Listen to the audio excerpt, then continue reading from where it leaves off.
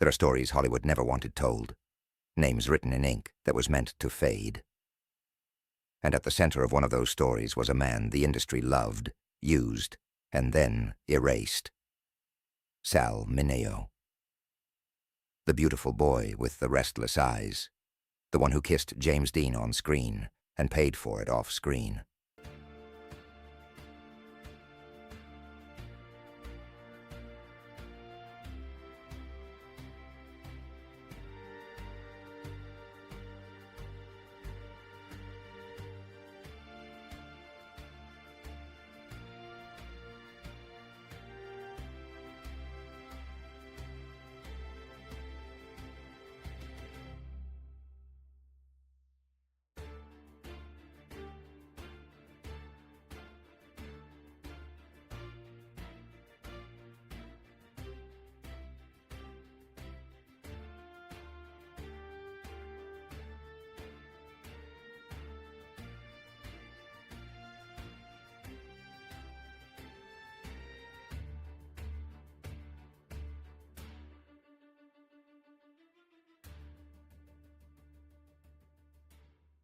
In the golden glare of 1950s cinema, Sal's face promised innocence. But behind that perfection, there was rebellion. He wasn't just another studio puppet. He was a boy who wanted to tell the truth. And truth in old Hollywood was the one thing more dangerous than scandal. They called it the list. A whispered roll call of men whose lives didn't fit the studio narrative. Some called it rumor. Others called it revenge. But to Sal Mineo, it was a confession the key to his own freedom, and maybe the reason he never made it out alive. When the camera found him for the first time in Rebel Without a Cause, he was barely 16. A child, really, but already carrying a storm behind his smile. He played Plato, the lonely boy who looked at James Dean with eyes that said everything the script could not. It was 1955. America wasn't ready to see what that look really meant. The world saw a performance. Hollywood saw a threat. Overnight, Sal Mineo became a star, the youngest actor ever nominated for an Oscar at that time. But in the same breath, he became something else. A boy who'd said too much without a single line of dialogue. The whisper begins. After Rebel, the machine tried to shape him. They gave him slick hair, love songs, leading lady co-stars, everything that could bury the truth of that one electric glance between him and Dean. But Sal couldn't pretend. He didn't want to. Offset, he was drawn to the same world his films avoided, the quiet bars, the secret gatherings, the artists and misfits who lived their truth in whispers. He became part of a network of men who hid in plain sight, actors, directors, producers, all trapped inside the same beautiful lie. They called each other family, but even family had rules, no names, no evidence, no witnesses.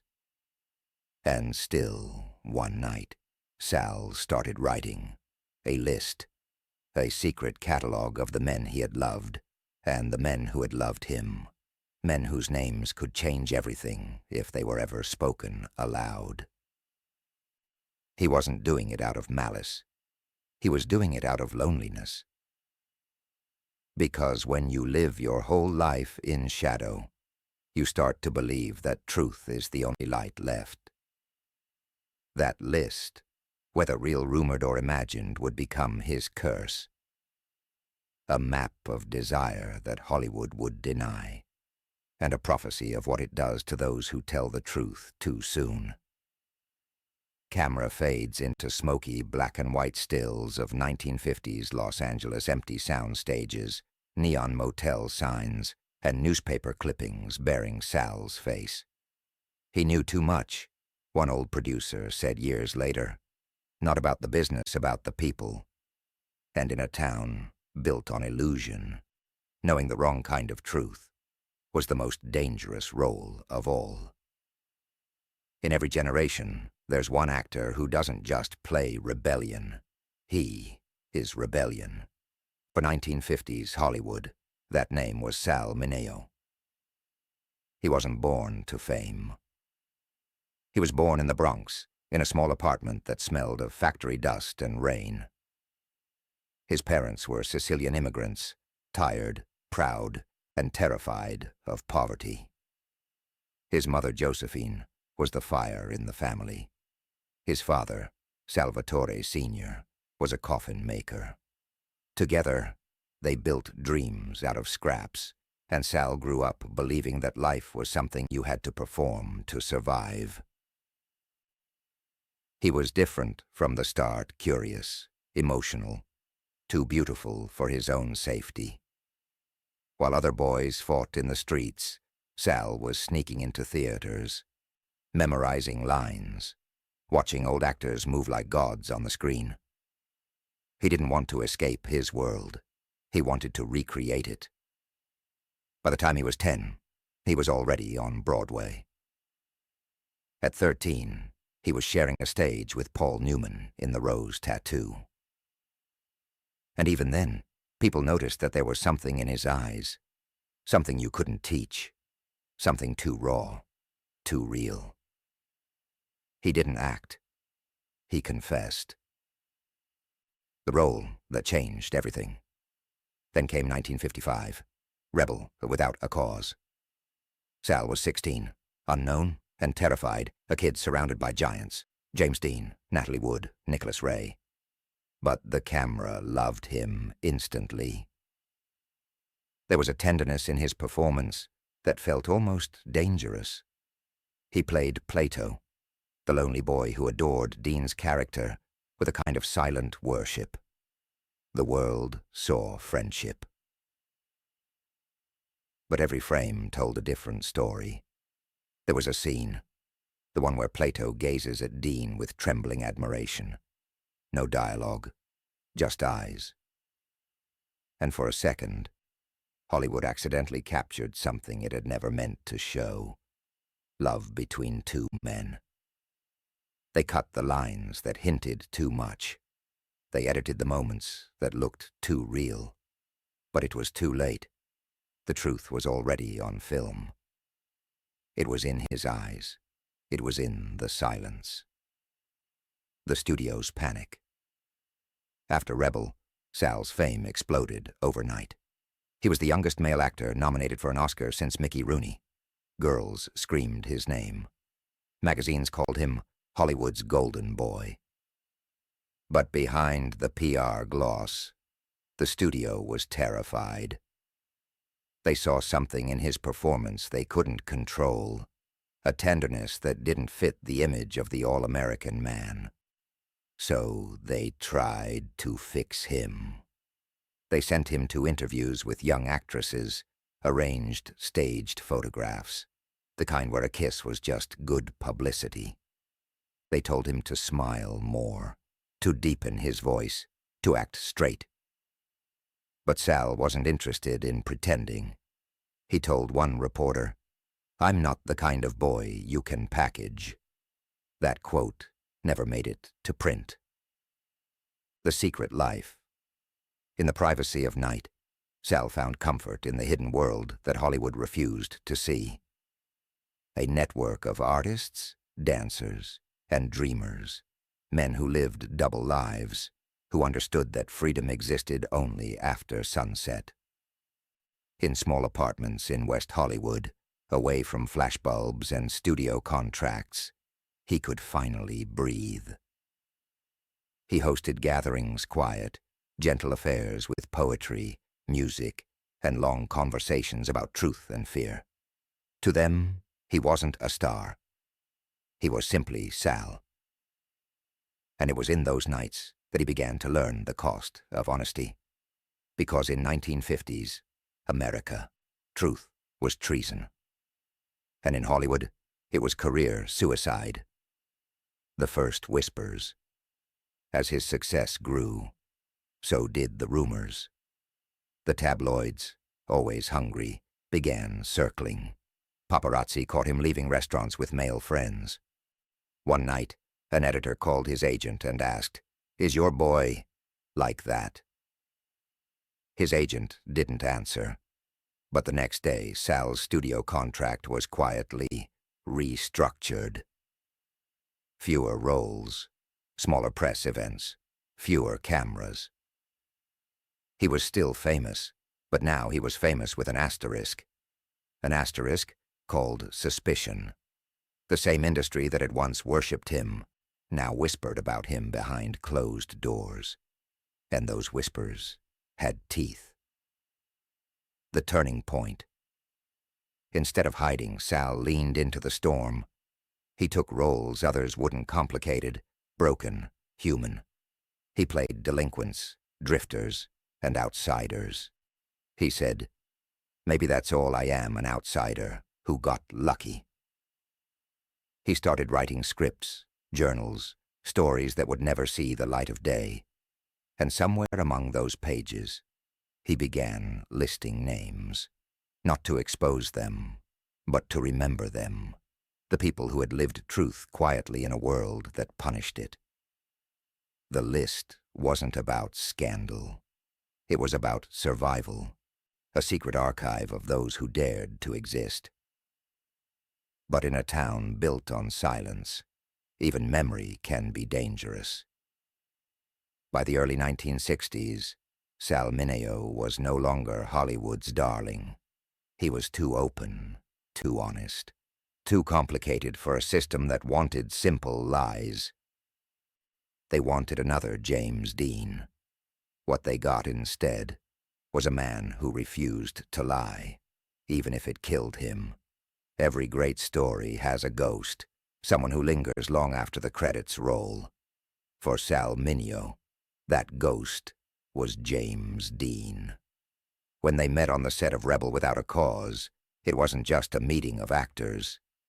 It was a collision of souls, two young men standing on the edge of a world that didn't have a place for them. Dean was 24. Sal was 16. One already a legend in motion, the other a star being born too fast. From the very beginning, there was something electric between them, something the cameras could capture, but never explain. The director, Nicholas Ray, noticed it immediately. During one rehearsal, he watched them move around each other, hesitant, magnetic, wordless. When the scene ended, he turned to his crew and whispered, "Don't touch it. Whatever that is, let it breathe." And so they did. The camera didn't direct them, it witnessed them. And what it saw was love, disguised as rebellion. The connection. Dean was unlike anyone Sal had ever met. He wasn't just an actor. He was a mystery wrapped in rebellion. A man who played with danger, as if it were the only thing that made him feel alive. He had this quiet defiance, this ability to make vulnerability look powerful. Sal was captivated. He followed Dean everywhere on set, not like a fan, but like a shadow that had finally found its source of light. He watched how Dean smoked, how he tilted his head before saying a line, how he laughed, like he didn't care if the world ended tomorrow. To Dean, Sal was innocence incarnate, a reflection of himself before Hollywood hardened him. He protected Sal in small, unspoken ways. When producers mocked his youth, Dean would cut them down with a look. When the studio wanted to toughen up Sal's image, Dean told them to leave him alone. They spent long nights together between takes, driving through Los Angeles in silence, windows down, radio off. Two rebels, one too old for innocence, one too young for disguise. And though the world would never admit it, those who were there, the crew, the extras, the assistants, all saw the same thing. The way Dean looked at him, the way Sal followed his every word, the quiet gravity that pulled them together. It wasn't lust. It wasn't mentorship. It was something deeper, two lonely souls recognizing the same wound in each other. What the camera couldn't show. In Rebel Without a Cause, Dean's character becomes a kind of savior to Sal's Plato. A father? A friend? A protector? But in the spaces between lines, the film reveals something far more tender. Plato's gaze is love. Pure, terrified, aching love. And Dean's reaction isn't rejection. It's understanding. In 1955, that was cinematic blasphemy. The studio tried to edit it out. They ordered reshoots, cut dialogue, removed subtext. But even stripped bare, the truth still burned through every frame. Audiences could feel it. The connection was too real to be faked. And maybe that's why the movie worked, because the emotion was never scripted. After filming wrapped, Dean invited Sal to his apartment. They sat on the floor, surrounded by books, records, cigarettes. Dean spoke about acting like it was a religion. He told Sal that truth was the only thing that mattered. Don't let them change you, he said. Not the studios, not the fans, nobody. Sal nodded. He didn't know it then, but those would be some of the last words Dean ever said to him. The crash. A few months later, on a dry California highway, James Dean drove his silver Porsche 550 Spider, the car he called Little Bastard, into history. He was 24. Sal was at home when he heard the news. He thought it was a cruel rumor. It wasn't. Dean's death shattered him. Friends said he didn't speak for days. When he finally did, his voice was empty. He told a friend. They killed him for being real. At Dean's funeral, Sal stood in the back, dressed in black, trembling. No cameras. No press. Just a boy saying goodbye to the only person who had ever truly seen him. He carried that grief like a scar, a hidden wound he would touch again and again in every role he played afterward. Because after Dean died, Sal never really came back. He just learned how to act like he had. Love that couldn't exist. In the years that followed, people would ask Sal about Dean. He always smiled, said they were close, nothing more. But his eyes told another story, a story that could never be spoken out loud in 1950s America. He once said in an interview, "Dean taught me to be honest. I just wish honesty didn't hurt so much." For the rest of his life, he kept a photo of James Dean, faded, creased, the edges worn smooth from too many touches. He carried it from apartment to apartment, city to city, decade to decade, not as a souvenir, but as a promise that someone, once, had seen him, not the image, not the fame, but him. And for Sal Mineo, that kind of love, the kind that could only exist in silence, was the purest kind of rebellion. After James Dean's death, Sal Mineo carried on breathing, but he never really came back to life. Something inside him had gone quiet, like a radio left on after the music stops. And in that silence, he began to notice the others, men who were just like him. They were everywhere, hidden in plain sight. The Hollywood elite. The ones who smiled for the cameras, kissed their wives for the magazines, and then drove through the night to secret houses with locked doors and drawn blinds. It wasn't just actors. It was producers, writers, singers, anyone who had something to lose by being honest. They called it the circle. a whisper network of men who could never meet in daylight. They traded stories, secrets, and glances that lasted too long. It wasn't an organization. It wasn't rebellion. It was survival. Brando, the untamed god. Marlon Brando was the name everyone feared to speak too loud. He was chaos, wrapped in charm, the kind of man who could make you feel seen and destroyed in the same breath. He had reinvented masculinity on screen, but off-screen, he blurred every line the studio tried to draw. Brando lived on instinct. He had lovers of both sexes, but in the world of gossip columns and cigar smoke, he was untouchable, too powerful to be punished, too magnetic to be denied. He once told an interviewer, "Like a lot of men, I've had sexual experiences with other men, and so what?" That quote was buried, censored, forgotten.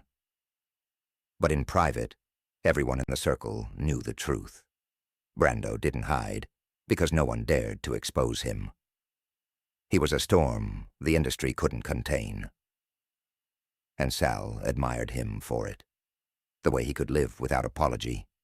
The way he turned desire into art. In interviews, Sal would later mention Brando's name with reverence, not as a crush, as a blueprint. He wanted to live like that, unashamed, unbroken, unstoppable. But Brando had something Sal didn't, the kind of fame that makes you immune to judgment. Sal had talent. Brando had power. And in Hollywood, power is the only truth that matters. Paul Newman, the perfect lie. Then there was Paul Newman, the blue-eyed angel of American cinema.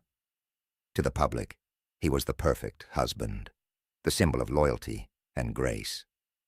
But to those inside the circle, he was something else entirely. Newman was quiet, cautious, kind.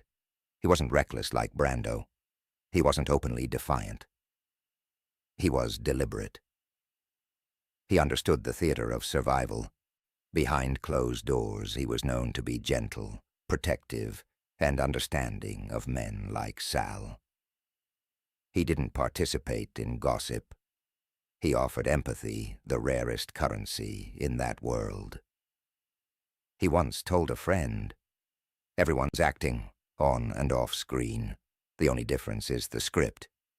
For Sal, that line was gospel, because by then he was living two scripts at once, the one the world saw and the one that kept him alive. The Whisper Network. The circle met in shadows, not as a club, but as a confession booth. Someone always brought a record player. There was laughter, whiskey, cigarette smoke, and the quiet comfort of not being alone. In that space, men like Anthony Perkins, Tab Hunter, Roddy McDowell, Montgomery Clift, and even Rock Hudson could exhale for a few hours. They talked about fear, about love, about the absurdity of pretending every day. They weren't plotting scandal. They were simply trying to exist in a world that denied their existence. Sal often sat in the corner, not talking much, just listening. He wrote things down, not gossip, but fragments of truth, moments, faces, stories that deserved to live somewhere safe. That's when the list started taking shape again, not as blackmail, but as remembrance. He wanted history to know that they had lived, that they had loved. The Hollywood machine. But Hollywood wasn't built on truth. It was built on illusion. And illusion needs control. Every studio had a fixer, men who cleaned up messes, buried scandals, and made sure the public saw purity instead of pain. They paid off police. They silenced journalists. They erased entire lives to protect an image. And Sal Mineo was becoming a problem. He was too bold, too visible. He was the actor who didn't know how to be quiet anymore. In private, he'd begun to talk more openly about the hypocrisy, about the men forced into marriages to hide their truth, about how everyone knew and no one dared to say it. A journalist once claimed that Sal told him, "You wouldn't believe the names. They sit next to you at award shows. They shake your hand and pretend they don't know me." The journalist never published the story. A week later, his notes disappeared. A dangerous kind of honesty. Sal wasn't naive. He knew what it meant to speak the wrong truth in the right company. But he couldn't stop himself. The same fire that made him a great actor made him a terrible liar. Friends warned him to be careful. One, a close confidant, told him, "You're playing with fire, Sal. Hollywood doesn't forgive." He laughed and said, "I'm not afraid of fire. I was born in it." It was bravado, but also prophecy. Because by the 1970s, the circle was shrinking. The old stars were dying, the fixers were fading, and Sal Mineo was becoming something rare. A man willing to tell the truth before the world was ready to hear it. And that made him dangerous. Cinematic cut black screen, the faint hum of a reel projector, Sal's voice echoes from an old interview.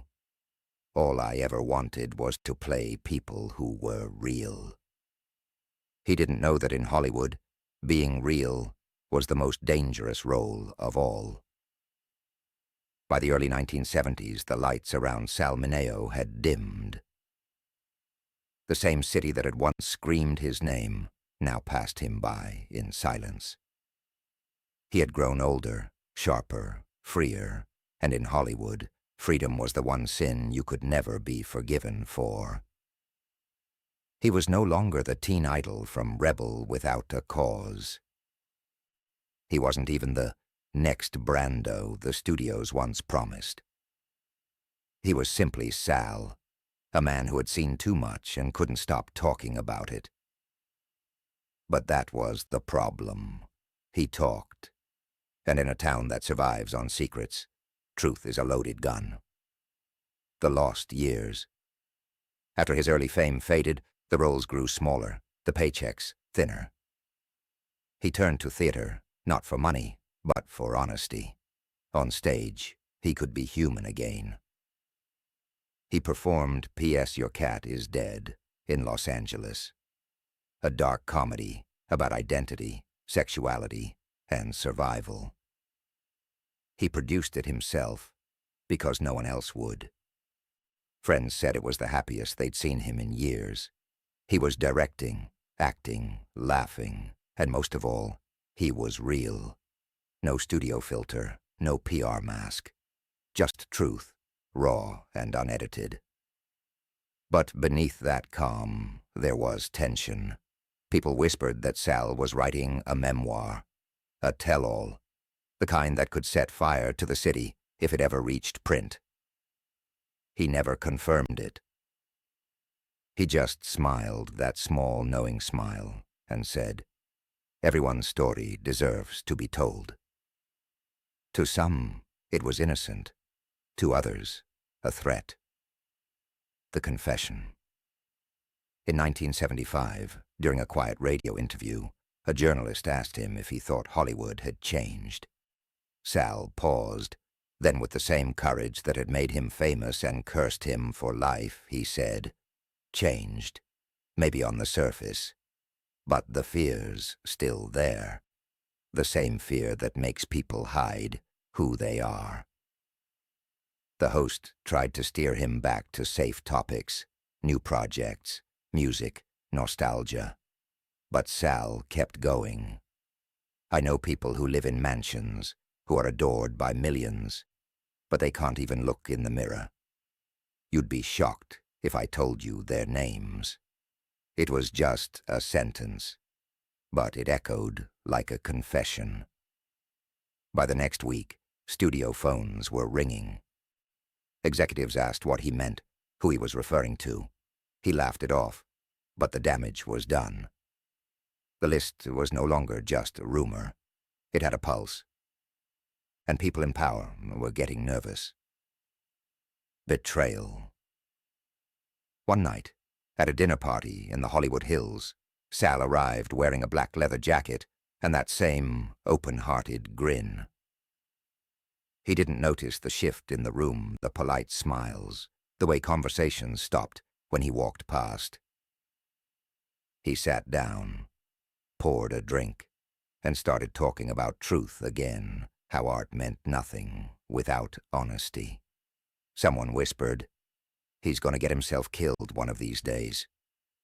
The next morning, half the town knew he had been talking again about the names, about the list, about the truth everyone already knew, but no one dared to say. He wasn't threatening anyone. He wasn't blackmailing. He was simply tired of pretending. And that alone was enough to make him dangerous. Friends began to drift away. Calls stopped. Producers refused meetings. Agents said they couldn't find work that fit his type.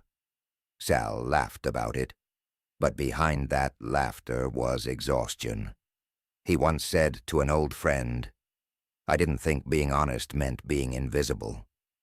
But that's what he was becoming, a ghost, while still alive. The final performance. In early 1976, he finally found light again in the theater. P.S. Your Cat is Dead was a small play, but it was his. He directed it, performed in it, and poured every ounce of his truth into that stage. Audiences loved it. Critics rediscovered his brilliance.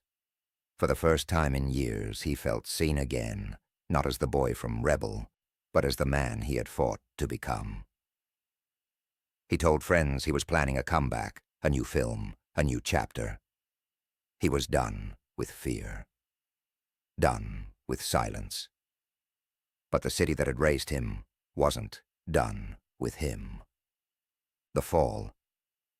On the night of February 12th, 1976, Sal Mineo left rehearsal a little after 11 p.m. He was smiling, humming to himself as he parked outside his West Hollywood apartment. The air was cool, the street empty. He stepped out of his car. A figure emerged from the shadows. A flash of movement. A single sound, not like in the movies. No echo, no drama. Just silence. Neighbors found him, minutes later, collapsed beside his car, blood staining the pavement. He was 37. Aftermath. Police called it a robbery.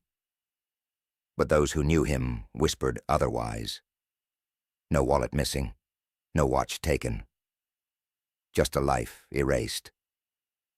The man arrested, Lionel Ray Williams, claimed it was random. But to this day, many believe it wasn't. That it was a message, a warning to anyone who dared to break the unspoken code. When the news reached the press, the headlines were cruel. They called him the former teen rebel. They talked about scandal, about gossip, not about truth. Hollywood mourned him in silence. The studios issued statements of sympathy, but none of them came to the funeral. His friends gathered quietly in a small chapel in the valley. No cameras, no speeches. Just tears and unfinished sentences. And somewhere, perhaps on a shelf in his apartment, the list, if it ever truly existed, was gone. Soft piano begins. Camera drifts through photos of Sal Mineo smiling, performing, laughing. He had wanted to be remembered for telling the truth. And maybe, in the end, he was. Because the truth doesn't die when a man does.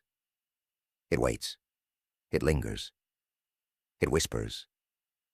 And even now, in the quiet corners of Hollywood, his name still carries that same electric charge, the one thing this city fears most. Honesty. When they found him, the street was quiet. West Hollywood slept beneath the yellow haze of streetlights.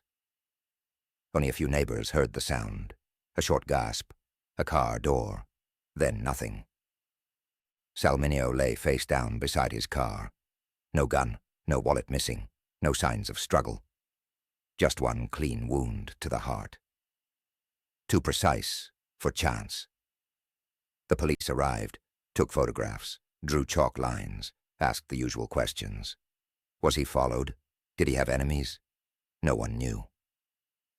But everyone felt the same cold truth. This wasn't a robbery. It was a message. The investigation. Within hours, the press had the story. Rebel star slain. They wrote it like a pulp novel, salacious, lurid, sensational. They mentioned his sexuality, his decline, his seedy neighborhood. They printed rumors before they printed facts. The detectives, desperate for answers, built a narrative to fit the noise. A random attack, a drifter, bad luck. Case closed.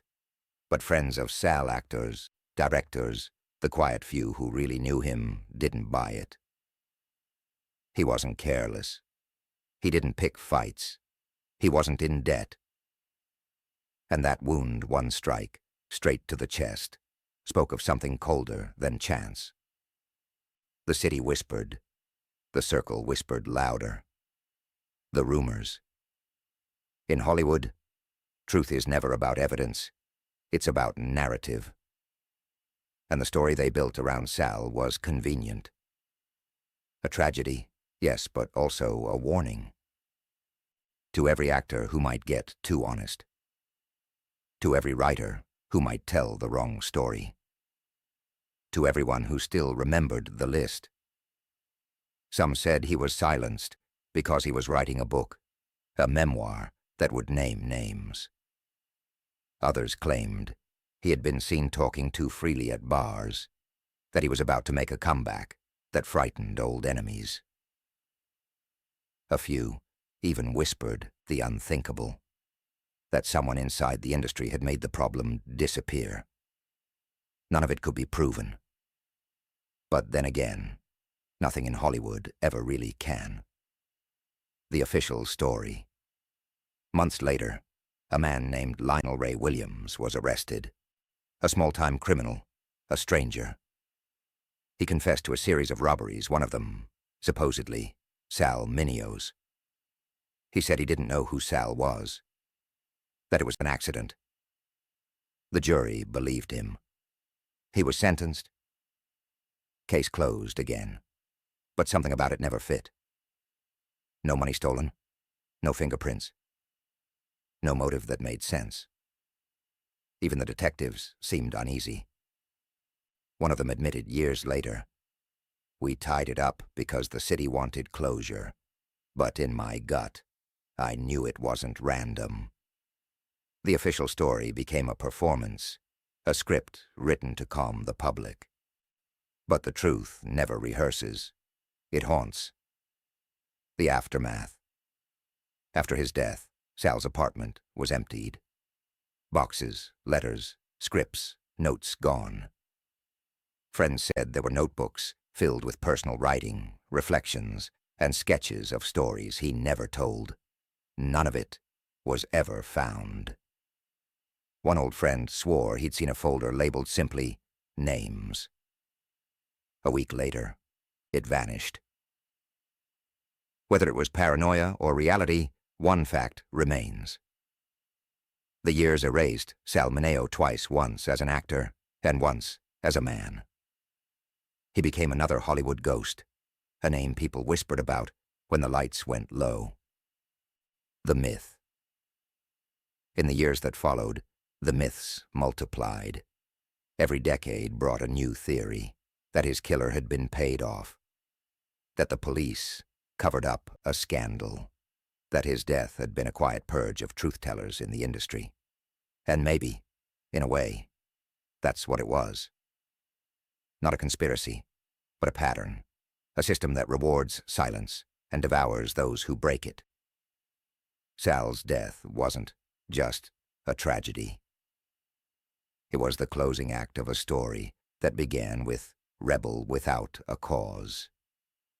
A story about truth, desire, and the price of being real in a world built on performance. The legacy in shadows. When journalists revisited his case decades later, they found what Hollywood always leaves behind, a void filled with speculation and silence. Some saw in his murder a reflection of the roles he'd played, lonely men, misunderstood, reaching out for something pure. Others saw a prophecy that Sal Mineo's death marked the end of innocence in post-war Hollywood. Either way, his story refused to die. Because ghosts never vanish in Los Angeles. They linger in the mirrors of old studios, in reels of film locked in archives, in the eyes of actors who still fear telling the truth. Fade in slow montage, black and white photos of Sal laughing on set, a single rose laid on his star on the Walk of Fame, a candle flickering in darkness. They said it was random, a friend once whispered. But in this town, nothing ever is. Time moves differently in Hollywood. Fame fades in minutes. But the silence that follows that lasts forever. For most of the world, Sal Mineo became a footnote, a name from the past, a tragic headline from an era long gone. But for those who looked closer, his story became something else, a mirror. Because Sal wasn't just another fallen star. He was what happens when a man chooses truth over survival. The forgotten hero. After his death, the tabloids faded. The stories dried up. But the whispers never stopped. You can still hear them in the corners of Los Angeles, in the old diners where studio employees once traded secrets, in the alleyways behind Sunset Boulevard where dreams go to die. He was different, one director said years later. He didn't play the game. He wanted to change it. But Hollywood doesn't reward honesty. It buries it beneath glitter. And yet, somehow, Sal's light survived. Through his performances, through the people he touched, through the courage he showed just by existing in a time when existing truthfully could kill you. The mirror that remained. Decades later, as the world changed, as the conversations about identity, sexuality, and art finally began to evolve, people started to look back to the boy who loved James Dean, who dared to be human before it was safe to be. They found him again, in Rebel Without a Cause, in Exodus, in every quiet moment where his eyes spoke louder than the lines he was given. New generations saw him not as a relic, but as a pioneer. A man who carried truth like a wound and refused to hide it. Film historians now call him one of the first openly queer icons in Hollywood history. But he never called himself an icon. He called himself an actor. A man trying to be real in a world that wanted everything but. The price of truth. Sal Mineo's story is a reminder that truth always demands payment. For some, that payment is exile. For others, it's legacy. He paid with his career. He paid with his safety. And, in the end, he paid with his life. But what he bought in return was something no studio could ever destroy: immortality. Because every artist who dares to live honestly, every actor who refuses to lie for comfort, every voice that breaks the silence, owes something to Sal Mineo. He was the price the industry had to pay to grow up. Echoes of a rebel. Even now, when young actors walk through old studio lots, they pass his photo on forgotten walls. They might not recognize his name, but they know his face, that haunted, delicate face that carried an entire generation's secret. He doesn't belong to the past. He belongs to the truth. And truth, like film, never really dies. It just waits for someone brave enough to project it again. Soft piano and the hum of an old projector. Black and white footage flickers.